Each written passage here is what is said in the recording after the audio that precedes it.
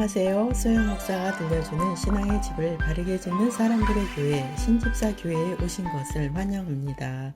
오늘 말씀은 좋은 땅과 말씀의 씨앗 마태복음 13장 1에서 9절의 말씀을 전하겠습니다. 예수님은 본문을 통하여 교회 안에 있는 성도들을 묘사하셨습니다. 교회 안에는 좋은 것과 나쁜 것이 섞여 있다고 말씀하고 있습니다. 교회 안에는 진정으로 믿는 자뿐 아니라 거짓으로 믿는 자도 있고, 바른 교리뿐만 아니라 잘못된 교리도 있고, 참된 예배뿐만 아니라 위선적인 예배도 있고, 진짜 믿음뿐만 아니라 거짓 믿음도 있습니다. 본문에 씨 뿌리는 사람이 나옵니다. 씨 뿌리는 자는 예수 그리스도와 또는 그분의 사역자와 복음을 전하는 전도자를 말합니다. 본문에 씨는 하나님의 말씀 또는 천국의 말씀입니다. 이 씨는 하나님의 말씀으로 썩지 아니할 씨라고 말씀합니다. 영원히 썩지 아니할 씨는 하나님의 말씀이라고 분명하게 기록되어 있습니다. 씨가 뿌려진 땅이란 말씀을 듣는 자의 마음을 가리킵니다. 말씀을 듣는 자가 마음으로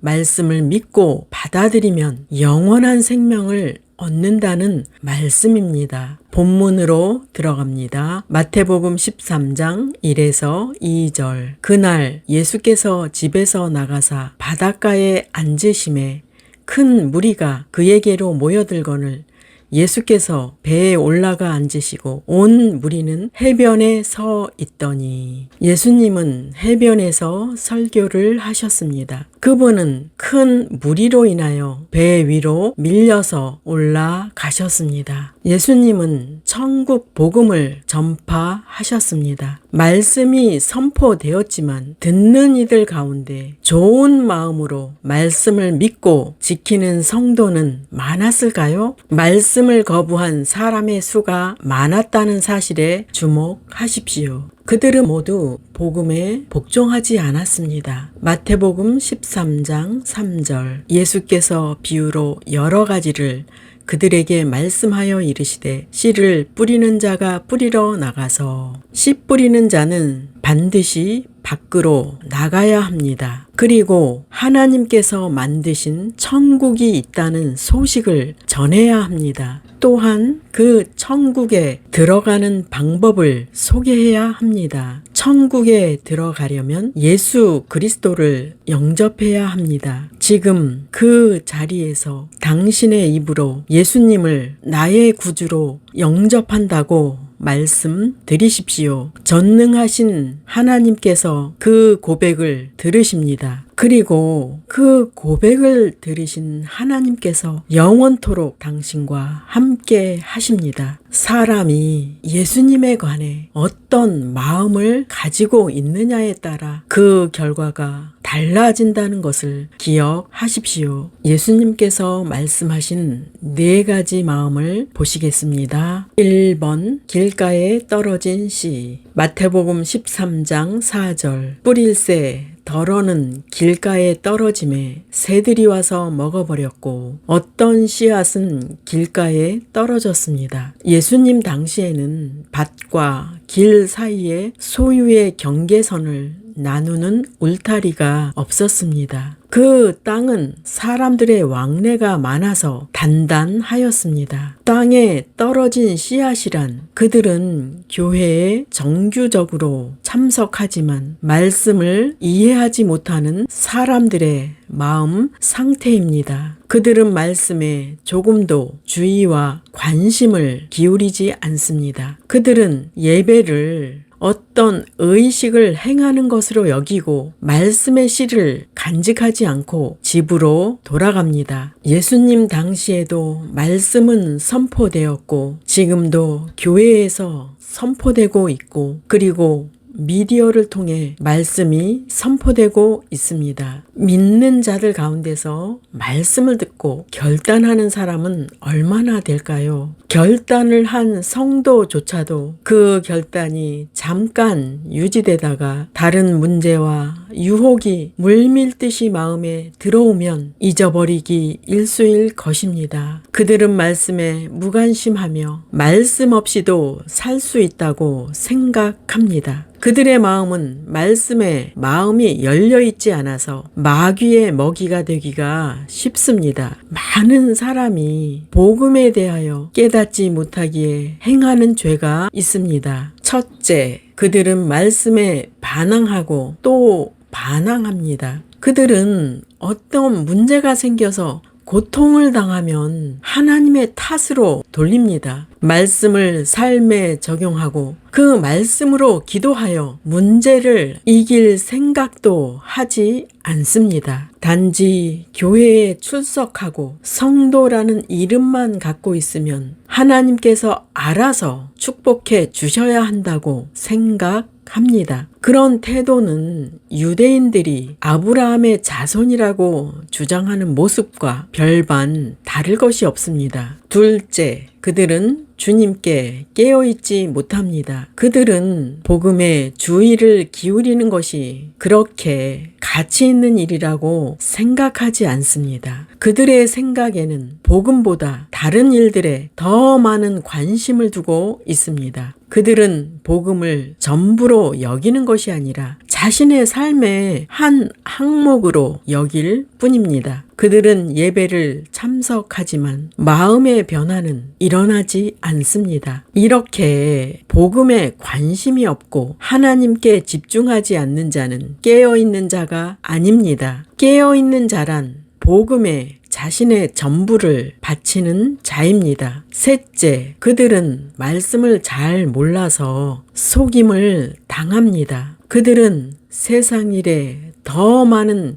관심이 있으면서도 예배의식에 참석하고 다른 성도들과 관계를 잘 맺습니다. 그들에게 마음의 변화 또는 생활의 변화라는 말은 무의미합니다. 그들에게 종교는 생명이 아닌 형식과 의식의 문제입니다. 이런 태도가 사탄에게 속임을 당하는 것입니다. 2번, 돌밭에 떨어진 씨. 마태복음 13장 5에서 6절. 또 어떤 씨는 흙이 많지 않은 돌밭에 떨어져 흙이 얕아 싹이 곧 나왔으나 해가 뜨자 그 싹은 시들어버리고 뿌리가 없어서 말라버렸다. 어떤 사람의 마음밭은 돌밭과 같습니다. 팔레스타인 지방에는 석회암층이 바로 밑에 있습니다. 씨앗이 그 위에 떨어지면 극적인 일이 일어납니다. 석회암층이 비를 맞으면 표면 바로 밑이 햇빛에 의하여 뜨거워집니다. 석회암층은 열을 많이 받아서 발 안은 빠르지만 뿌리가 자랄 흙이 부족합니다. 그런 성도는 말씀을 듣고 감정적인 결단을 하고 성장하는 것 같았지만 주변의 유혹과 시험에 넘어집니다. 사람은 지식을 안다고 해서 뿌리를 내리는 것이 아니라 말씀을 마음에 적용할 때 뿌리를 내립니다. 왜 돌밭 같은 마음은 실패할까요? 그 사람은 말씀에 대한 순간적인 은혜를 받았지만 말씀을 간직하지 못해서 잊어버립니다. 그런 사람은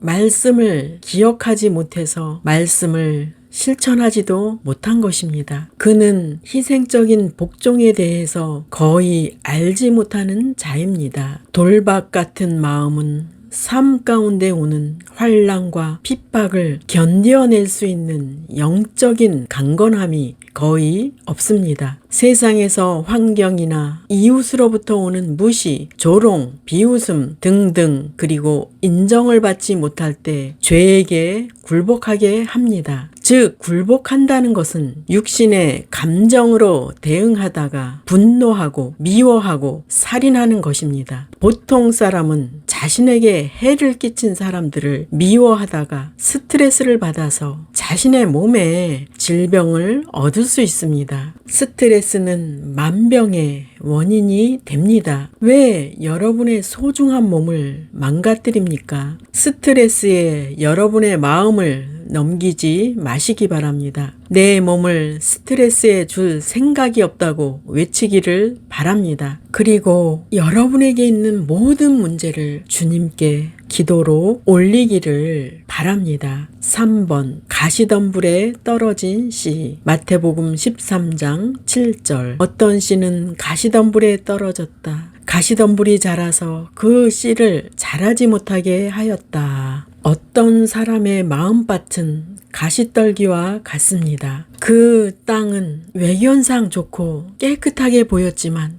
실상은 그렇지 않습니다. 흙 표면 바로 밑에서 가시떨기의 뿌리들이 다시 돋아날 준비를 하고 있습니다. 가시떨기와 같은 마음은 자아를 포기하지 않는 삶으로 그 자아의 뿌리 위에 말씀의 씨앗이 뿌려진 것이므로 그 씨앗은 성장하는데 방해를 받는 것입니다. 그에게는 말씀이 항상 중심에 있지 못하고 중심에는 자아가 왕 노릇을 하고 있는 것입니다. 우리는 자아의 깊은 뿌리를 뽑아내야 합니다. 그 쓴 뿌리와 같은 자아를 뽑아내는 것은 하나님께 돌아와서 도움을 청해야 합니다. 하나님께서는 능히 그 일을 이루시기 때문입니다. 첫째, 가시떨기는 이 세상의 염려입니다. 이것은 성도가 항상 경험하는 여러 가지 문제를 대처하는 태도입니다. 그런 문제들이 초조하게 하고 성나게 하고 곤란하게 만들어서 말씀을 믿지 못하게 합니다. 마귀는 집요하게 여러 가지 생각과 유혹으로 성도들을 넘어뜨리고 온갖 근심과 걱정과 감정 상함과 두려움에 머물게 유혹합니다. 물론 성도는 이런 문제들로 인해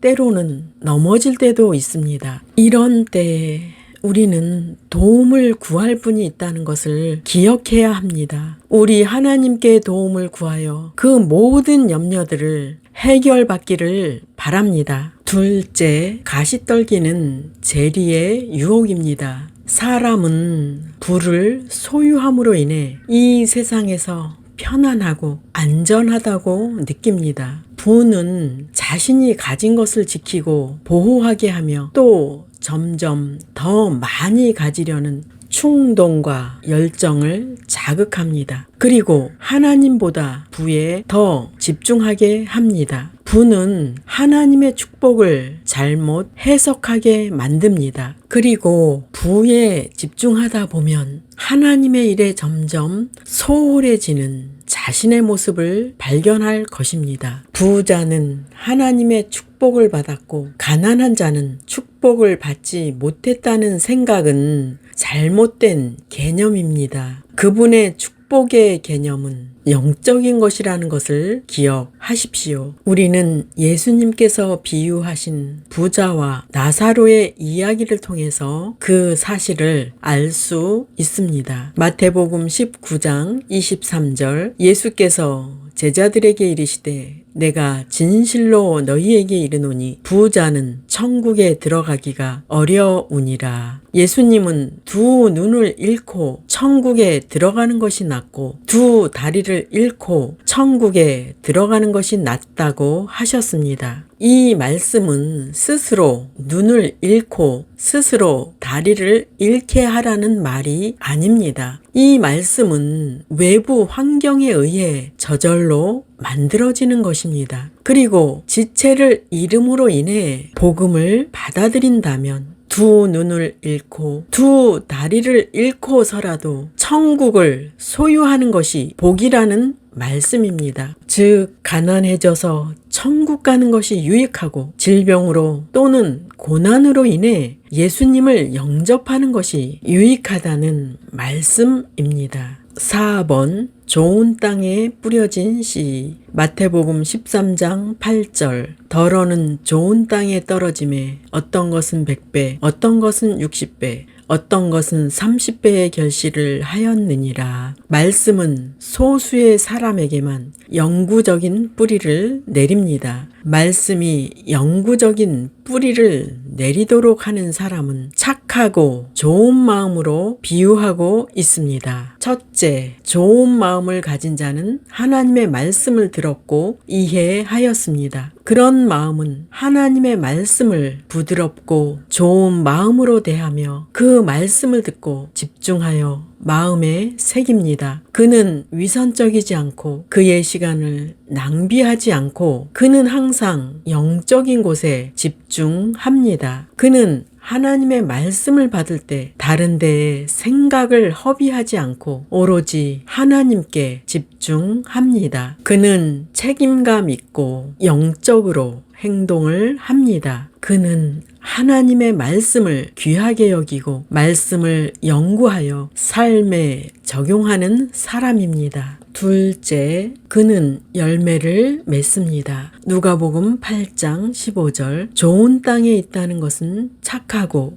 좋은 마음으로 말씀을 듣고 지키어 인내로 결실하는 자니라. 그는 자신의 삶에서 하나님의 말씀으로 열매를 맺는 사람입니다. 그는 주님에 관한 구원의 지식을 다른 사람들을 이끄는 데에 드림으로써 자신을 재생산합니다. 요한복음 15장에서 열매를 맺는 방법을 말씀합니다. 요한복음 15장 5절. 나는 포도나무요 너희는 가지라. 그가 내 안에 내가 그 안에 거하면 사람이 열매를 많이 맺나니 나를 떠나서는 너희가 아무것도 할 수 없음이라. 주님께서 우리 안에 전부가 되시고 우리는 그분 안에 있을 때 많은 열매를 맺는다고 말씀합니다. 하나님의 말씀은 죽어있는 이론이 아니며 하나님의 말씀은 살아있어서 그 선포된 말씀이 헛되이 돌아오지 않습니다. 마태복음 13장 8절. 덜어는 좋은 땅에 떨어짐에 어떤 것은 100배, 어떤 것은 60배, 어떤 것은 30배의 결실을 하였느니라. 이것은 놀라운 진리입니다. 모든 믿는 자들이 똑같지는 않습니다. 어떤 사람은 30배의 열매를 맺고 어떤 사람은 60배의 열매를 맺고 그리고 놀랍게도 소수의 사람만이 100배의 열매를 맺습니다. 대부분의 사람들은 그들의 힘과 노력, 시간과 소유를 하나님께 드리려고 하지 않습니다. 하나님께 붙잡힌 자가 되기를 소원하십시오. 여러분의 전부를 그분께 드려서 그분이 당신을 사용하게 하십시오. 마태복음 13장 9절. 귀 있는 자는 들으라 하시니라. 이 말씀은 듣고 실천하라는 하나님의 음성입니다. 성도가 외부의 음성에 좌지우지되는 것은 주님 안에 있지 않은 결과입니다. 귀는 하나님의 메시지를 듣는 것 이상보다 더 큰 목적을 갖고 있지 않습니다. 하나님께서 여러분의 귀를 만드신 것은 그분의 음성을 들으라는 것입니다. 우리는 본문의 말씀을 통해 우리의 마음밭을 갈아서 새롭게 정비해야 한다는 것을 배웠습니다. 물론 주님의 도우심이 필요합니다. 하나님께서는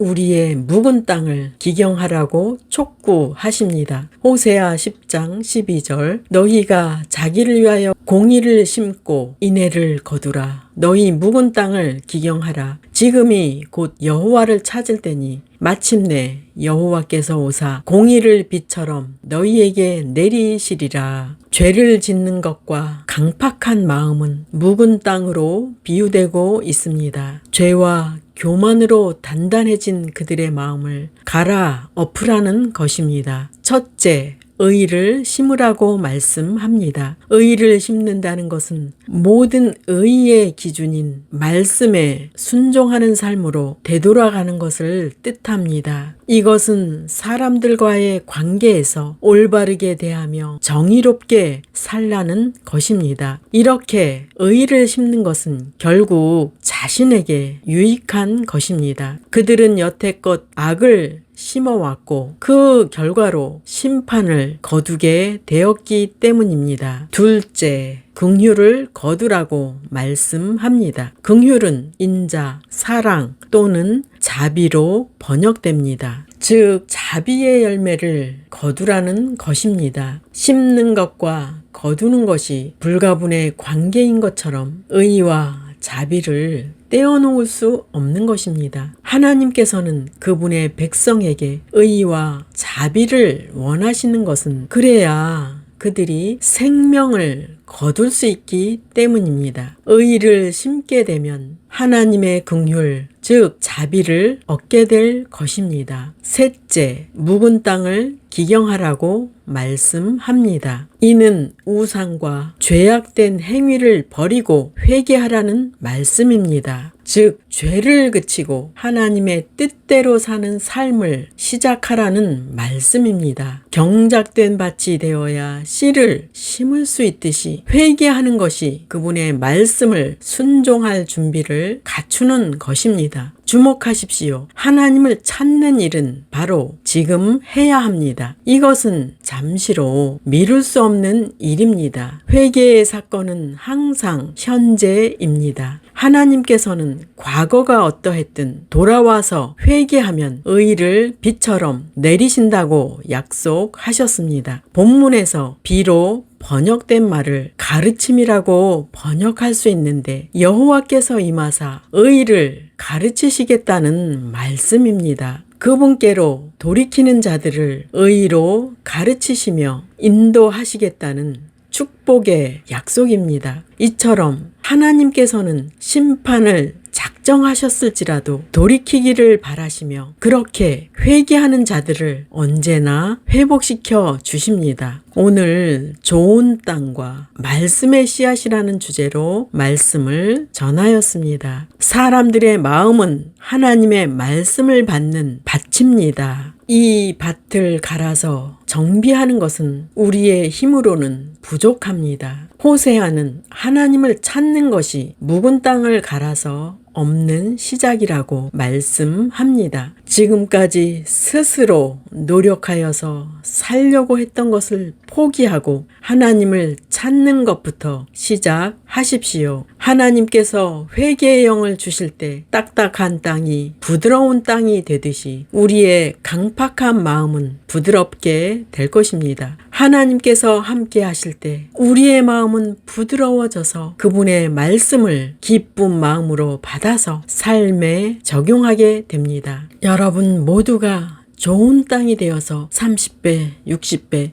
100배의 열매를 맺으시기 바랍니다. 그 일은 우리가 하나님을 찾고 의지하고 그분께 붙어 있을 때 가능합니다. 문제를 만날 때 하나님을 찾으십시오. 유혹을 만날 때 하나님을 찾으십시오. 말씀을 결실할 수 있는 능력을 구하십시오. 오늘 주시는 말씀을 적용하여 열매 맺는 모두가 되시기를 예수 이름으로 축원합니다. 마지막 시대를 살아가는 하나님의 백성 여러분, 교회는 다니지만 예수님을 그리스도로 믿지 않는 여러분, 하나님에 대해서 예수님에 대해서 잘 모르시는 여러분, 가나안 성도 여러분, 우리 함께 성경에 근거해서 성령의 능력으로 신앙의 집을 말씀대로 바르게 건축하도록 합시다. 누구나 유튜브에서 신집사 교회를 구독하심으로 신집사 교회 사역에 동참할 수 있습니다. 신집사 교회를 통해 영상으로 선교하는데 동참하기를 원하시는 분들과 함께 연합하기를 원합니다. 아브라함 목사에게 언제든지 연락 주십시오. 우리 주 예수 그리스도의 이름으로 축복하고 또 축복합니다.